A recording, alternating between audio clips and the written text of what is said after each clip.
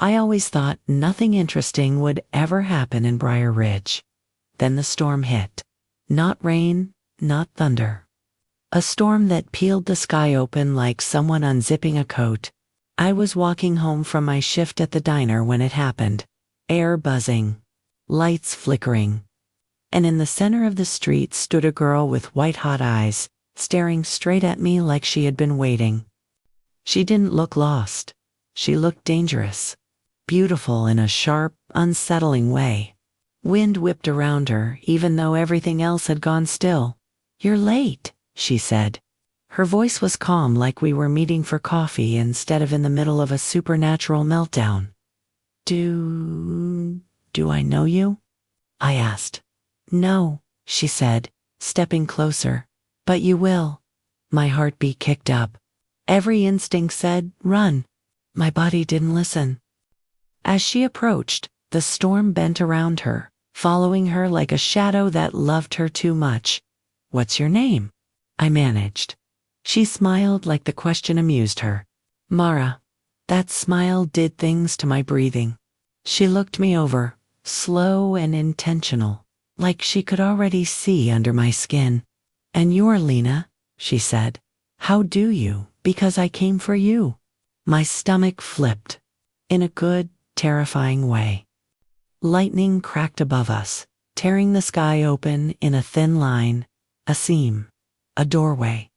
Mara's expression shifted, all fleur gone, replaced with a fierce, protective edge. She grabbed my wrist. Her hand was warm, strong, too steady for the chaos around us. "Stay behind me." "Why?" "Because it's hunting you." The seam widened, dripping pale light onto the street. Something moved inside it. Something tall. Something hungry. A figure stepped out. Not human. Not anything. A shadow wearing a woman's silhouette, her eyes white and empty. She tilted her head toward me. "Found her," it whispered. The sound slid under my skin. Mara pulled me close, her body pressed to mine. Too close. Too warm. "Don't answer it," she murmured. "Don't look too long." "Why?" "Because it wants your voice. And your fear. And maybe more." The creature glided toward us. The street vibrated, windows rattling. Mara stepped in front of me, jaw set. When she spoke, her voice dropped to a lower, almost intimate heat. "Lena, if it touches you, I swear I'm tearing the sky apart."